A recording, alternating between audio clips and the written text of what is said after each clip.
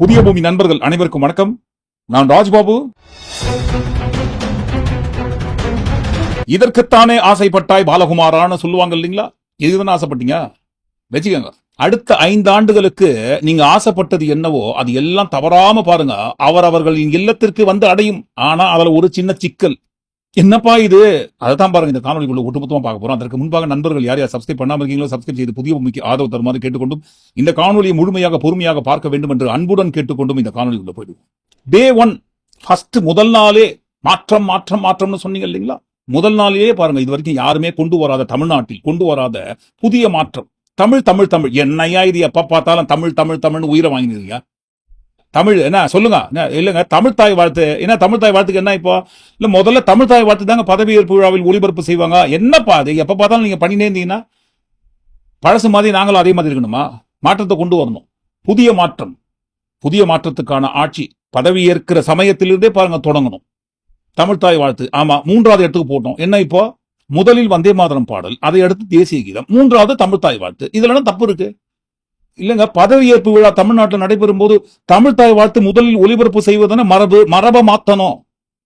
மாற்றம் வேணும்னு கேட்டீங்க இல்லைங்களா? இதுதான் மாற்றம். முதலில் ஒளிபரப்பு செய்த தமிழ் தாய் வாழ்த்து மரபை மாற்றி 3வது இடத்துக்கு எடுத்த எடுப்புலயே டே 1லயே ஸ்டார்ட் பண்றோம்னு சொல்லும் போது எப்பேற்பட்ட மாற்றத்தை மாறணும், மாற்றணும், எல்லாத்தையும் மாற்றணும். மாத்தியாச்சு. தமிழ்நாட்டிலேயே, வேற எங்கேயும் கிடையாதுங்க, தமிழ்நாட்டிலேயே தமிழ்த்தாய் வாழ்த்து 3வது இடத்துக்கு தள்ளப்படும் நிலையில் மாத்தியாச்சு. அதெல்லாம் மாத்தக்கூடாதுங்க, தப்புங்க. இதற்கு முன்பாக ஆளுநர் RN ரவி அவர்கள் இருந்தார் இல்லைங்களா?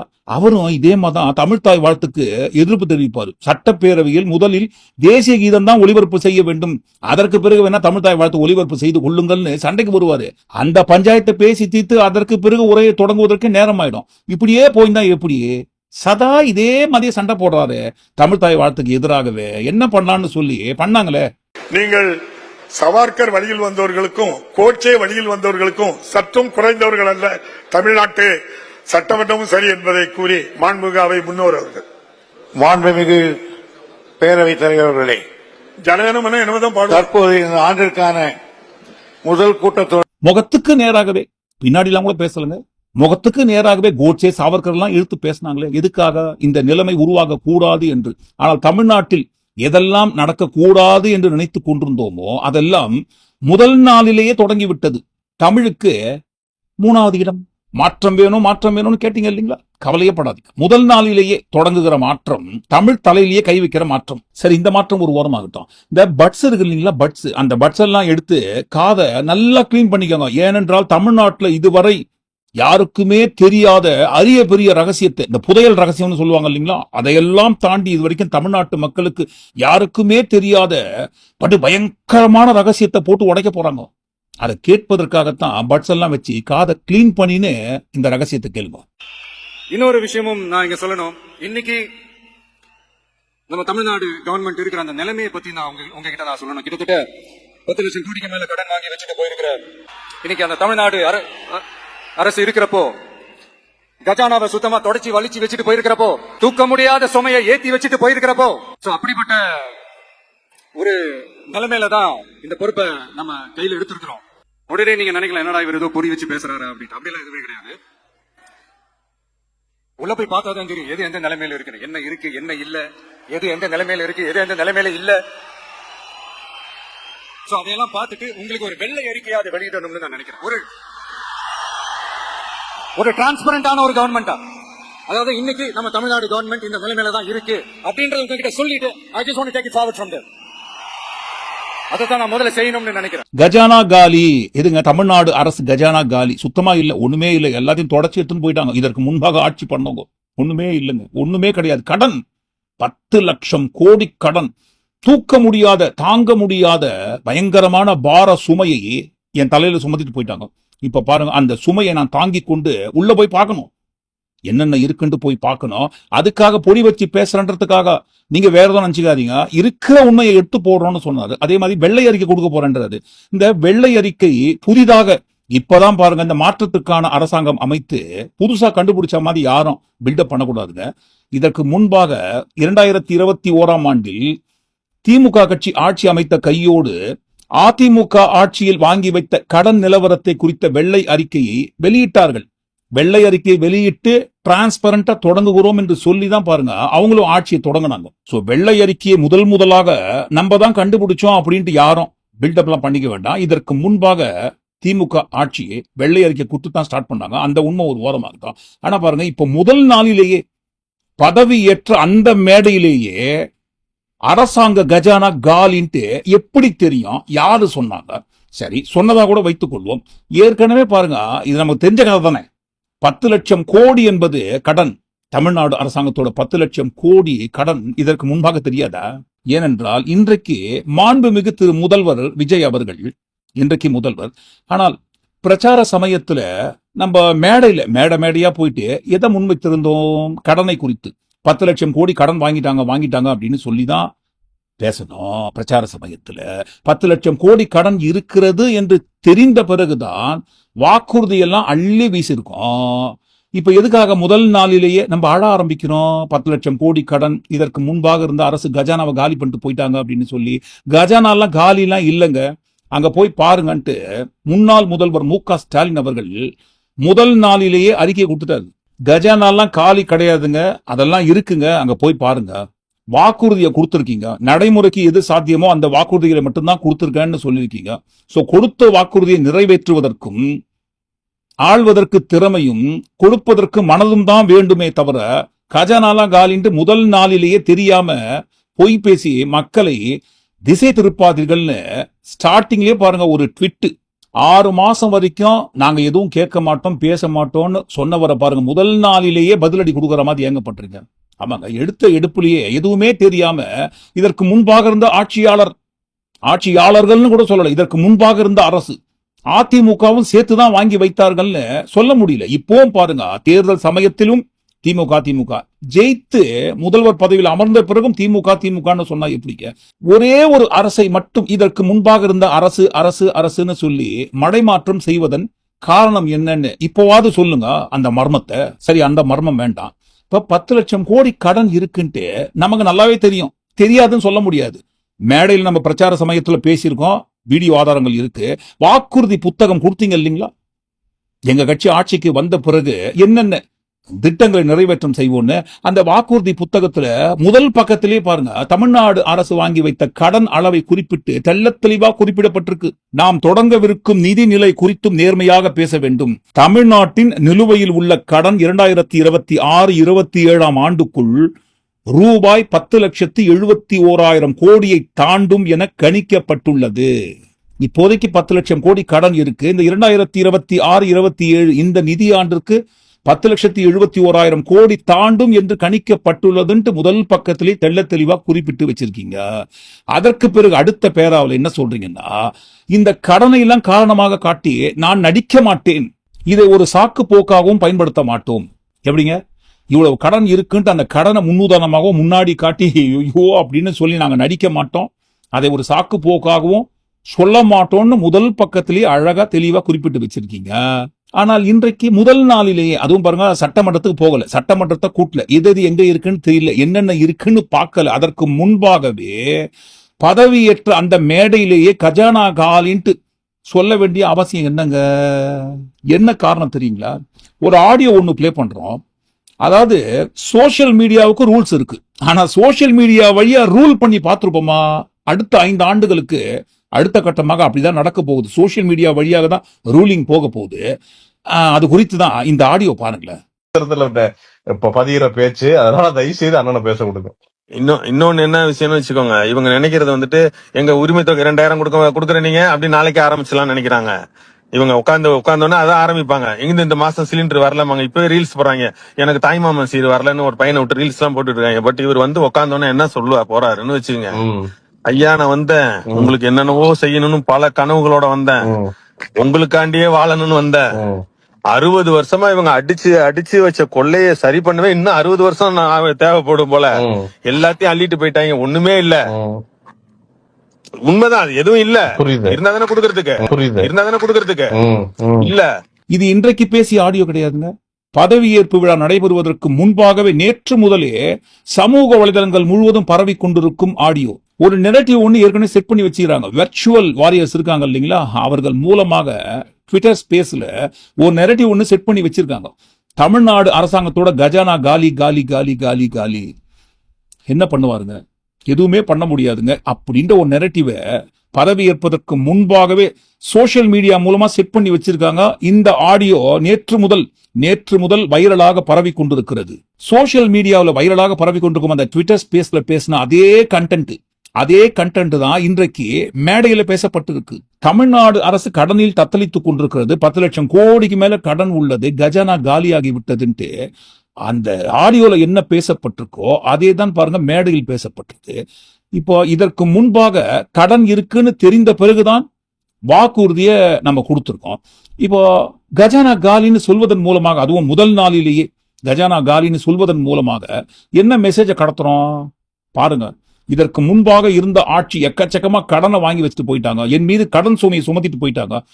இப்ப வாக்குறுதியை திடீர்னு நிறைவேற்றுங்கன்னு சொன்னா நான் எப்படி நிறைவேற்ற முடியும்னு அந்த பழியை தூக்கி அந்த பக்கம் திரு நரேந்திர மோடி அவர்கள் 2014 ஆட்சிக்கு வந்த நாளில் இருந்தே காங்கிரஸ் கட்சின்னு பழிய தூக்கி போட்டு 57 லட்சம் கோடி கடன், நமது நாடு சுதந்திரம் அடைந்த அந்த சமயத்திலிருந்து 2014ஆம் ஆண்டு வரைக்கும் வாங்கி வைத்த காங்கிரஸ் ஆட்சி 57 லட்சம் கோடி கடன் இன்றைக்கு கிட்டத்தட்ட ஒரு 210 லட்சம் கோடி அளவுக்கு உயர்த்திய பிறகும் கூட காங்கிரஸ் மேல பழி தூக்கி போட்டிருந்த மாதிரி அடுத்த 5 ஆண்டுகள் திமுக மேல பழிய போட்டுதான் நம்ம ஆட்சி நடத்த போறோமாட்டு இப்போதே பாருங்க அதற்கு முன்னுதாரணமாக காட்ட ஆரம்பித்து விட்டார். ஒரு அரசு கடன் வாங்குவது தப்பு கிடையாது, ஆனால் அந்த கடன் எதற்காக பயன்படுத்தப்பட்டிருக்கிறது என்பதை பார்க்கறது தான் இருக்குது. ஆட்சி பொறுப்புக்கு வருவதற்கு முன்பாக வெளியில் இருந்து சோசியல் மீடியா வழியாக வெர்ச்சுவல் வாரியர்ஸை வச்சு பொய்யான கதை கட்டலாம், உருட்டலாம், நெரட்டிவ் செட் பண்ணலாம். ஆனா பாருங்க பிராக்டிக்கல் நிதர்சனம் உண்மை எதுங்க? 10 லட்சம் கோடி கடன் சொல்றாங்க இல்லைங்களா, இந்த 10 லட்சம் கோடி கடனோட உள்ளடக்கத்தை உள்ள போய் பார்க்கணுங்க.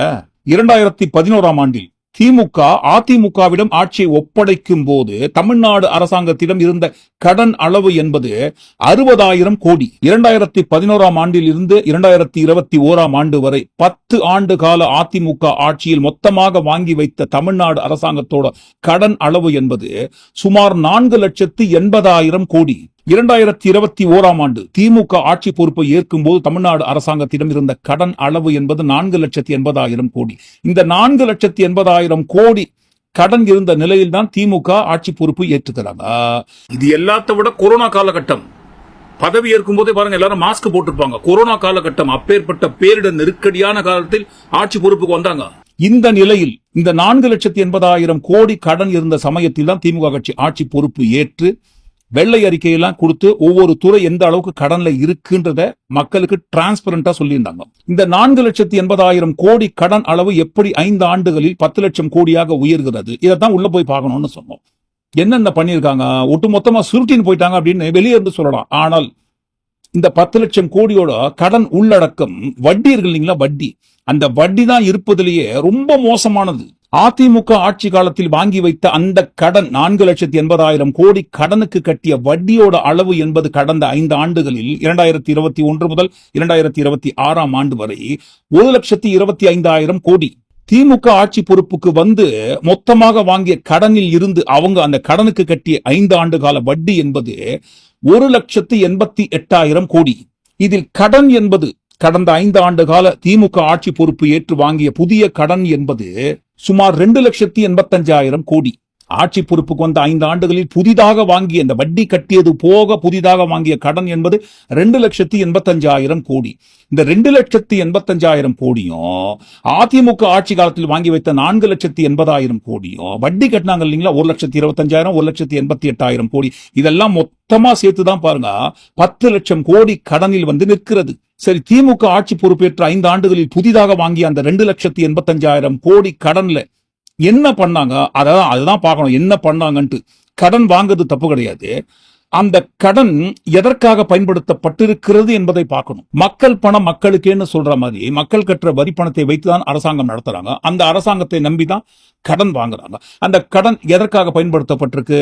மக்களுக்கு நவீன பஸ் நிலையங்கள், அரசு கல்லூரிகள், மருத்துவமனைகள் மற்றும் மருத்துவ வசதிகள், நூலகங்கள், 33 தொழிற்பேட்டைகள் உருவாக்கம், மக்கள் நலத்திட்டங்கள், சாலை மற்றும் உட்கட்டமைப்பு, குடிநீர் திட்டங்கள், மின்சார மேம்பாடு, விவசாய முன்னேற்றம், குழந்தைகள் மற்றும் பெண்கள் நலன், இளைஞர் மற்றும் விளையாட்டு, இந்த மாதிரி மக்களுக்கு தேவைப்படுகின்ற திட்டங்கள் உருவாக்குவதற்கும், கட்டமைப்புகளை உருவாக்குவதற்கும், நலத்திட்டங்களின் மூலமாக மக்களுக்கு கொண்டு போய் சேர்ப்பதற்கும் தேவைப்படுகின்ற பணம், வரி இருக்கு இல்லைங்களா, வரி.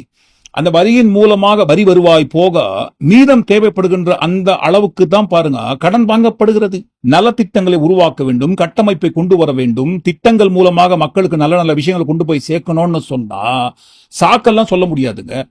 வேணும்னா வாங்கிதான் ஆகணும். ஆனால் அந்த வாங்குகின்ற கடன் என்பது அனுமதிக்குட்பட்டு, அனுமதிக்கப்பட்ட அந்த வரம்புக்கு உட்பட்டு தான் பாருங்க இதுவரைக்கும் தமிழ்நாடு அரசு கடன் வாங்கி வைத்திருக்கிறது. இப்ப உதாரணத்துக்கு நம்ம கிட்ட 10 ரூபாய் இருக்கு, உதாரணத்துக்கு சொல்றோங்க, 10 ரூபாய் நம்ம கிட்ட இருக்கு. இப்ப செலவை அந்த 10 ரூபாய்க்குள்ளதான் வச்சுக்கணும். இல்லங்க 17 ரூபாய் தேவைப்படுதுங்க அப்படின்னு சொன்னா அந்த 7 ரூபாய்க்கு எங்க போவோம்? வெளியே இருந்து கடன் வாங்கணும். வாங்குகின்ற அந்த கடன் எதற்காக, யாருக்காக பயன்படுத்தப்பட்டிருக்கு என்பதை பார்ப்பதுதான் மிக மிக மிக முக்கியமானது. அதுதான் கிடையாது. 30% இந்த பட்ஜெட்டோ கடனோ இந்த 30% தனியாக ஒதுக்கப்படுகிறது. யாருங்க? SST, Stalin sir tax. 30% முதல்வருக்கு 20%, அமைச்சர்களுக்கு 10% ஒதுக்குறாங்கன்னு நாங்க சொல்லலங்க. சரிப்பா, வாக்குறுதிகள்லாம் கொடுக்கிற, உறுதிமொழிகள்லாம் கொடுக்கிற, இதெல்லாம் ஓகே தான்.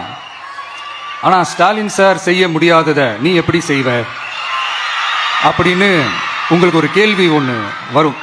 அது சிம்பிளா ஒன்று சொல்றேன். இப்பதான் ரீசெண்டா அதை பத்தி நான் முழுமையா ஒன்று தெரிஞ்சுக்கிட்டேன். நம்ம மாநிலத்துக்கான மொத்த பட்ஜெட் வந்து 4.39 லட்ச கோடிகள். அதுல 30% ஸ்டாலின் சார் டாக்ஸுக்கு போகுது. இது என்னடா புது டாக்ஸ்ன்னு கேக்குறீங்களா? ஆமா, இந்த பட்ஜெட்ல இருந்து ஒதுக்குற நிதியில 20% ஸ்டாலின் சாருக்கு போகுது. அதுல 10% அவங்க மந்திரிங்களுக்கு போகுது. மொத்தமா 30% ஆச்சா? கவர்மெண்ட்டுக்கு தான் வரி கொடுப்பாங்க. ஆனா கவர்மெண்டே ஒருத்தவங்களுக்கு வரி கொடுக்குதுன்னா அதுக்கு பேர் ஸ்டாலின் சார் டாக்ஸ் தானே. நம்மளா சொன்னோம்? இன்றைய சிஎம் சார் தான் சொல்லியிருக்காரு. அன்றைக்கு 30% சைட்ல ஒதுக்குற அந்த காசை மிச்சம் பண்ணாலே நல்ல நல்ல திட்டங்களை கொண்டு வரலாம், வாரி வழங்கலாம்னு சொன்னோம் இல்லைங்களா? இன்றைக்கு ஏன் கஜானா காலின்னு பார்ப்பதற்கு முன்பாகவே முதல் நாளிலேயே டே 1 அழ ஆரம்பிக்கிறீங்க? தூக்க முடியாத சுமையை ஏத்தி வச்சுட்டு போயிருக்கிறப்போ தேர்தல் சமயங்களில் ஓட்டு வாங்கறதுக்காக வழிகளை தாங்கி கொண்டு வந்தேன், எல்லா வழிகளை தாங்கி கொண்டு உங்களுக்காக வந்திருக்கேன், எல்லாத்தையும் விட்டுட்டு வந்திருக்கேன்னு வேறு மாதிரியான அழுகை. இன்றைக்கு பாருங்க, பதவி ஆட்சி அதிகாரத்திற்கு வந்த பிறகு கடன் சுமையை என் தலையில் சுமத்தி வச்சுட்டு போயிட்டாங்கன்னு வேற மாதிரியான அழுகை. இந்த மாதிரிலாம் கடன் இருக்குன்னு தெரியும். இதற்கு முன்பாக இருந்த ஆட்சியாளர்கள் செய்யாத விஷயத்தெல்லாம் நீங்க எப்படி செஞ்சீங்கன்னு கேட்கும் போதுதான் 30% சைட்ல ஒதுக்குறத மிச்சம் பண்ணி உங்களுக்கு பண்ண முடியும்னு சொன்னாங்க. இப்ப 30% சைட்ல ஒதுக்குறாங்களா இல்லையான்ட்டு உள்ள போய் பார்த்ததுக்கு அப்புறம், சட்டமன்றத்துக்குள்ள சொல்றோம், உள்ள போய் பார்த்ததுக்கு அப்புறம் தெரிஞ்சிடும் இல்லைங்களா எவ்வளவு யார் யார் ஒதுக்கி இருக்காங்கன்னு சொல்லி. அப்படி ஒதுக்கி இருக்காங்கன்னு தெரியுற பட்சத்துல சும்மா பேசக்கூடாது, ஆதாரம் நிரூபிக்கணும். அப்படி ஒருவேளை உண்மையிலேயே ஊழல் செய்வதற்காக 30% பட்ஜெட்ல இருந்து ஒதுக்கி இருந்தாங்கன்னா வழக்கு போடுங்க, ஆதாரத்தோடு நிரூபிச்சு சம்பந்தப்பட்டவங்களை கைது பண்ணுங்க. ஆனால் 30% ஒதுக்குறாங்கன்றது ஆதாரபூர்வமா நீங்க நிரூபிக்கிறீங்களோ இல்லையோ, 10 லட்சம் கோடி கடன் தமிழ்நாடு அரசாங்கத்திற்கு இருக்கிறது என்று தெரிந்த பிறகுதான் இந்த வாக்குறுதி எல்லாம் கொடுத்திருக்கீங்க. இப்ப டே 1 ஸ்டார்டிங்லயே கஜானா காலின்னு சொல்வதன் மூலமாக என்ன மெசேஜ் சொல்ல வர்றீங்க? ஐயோ, தாங்க முடியாத பாரத்தை என் மீது ஏற்றி வைத்து விட்டு போய்விட்டார்களேன்ட்டு.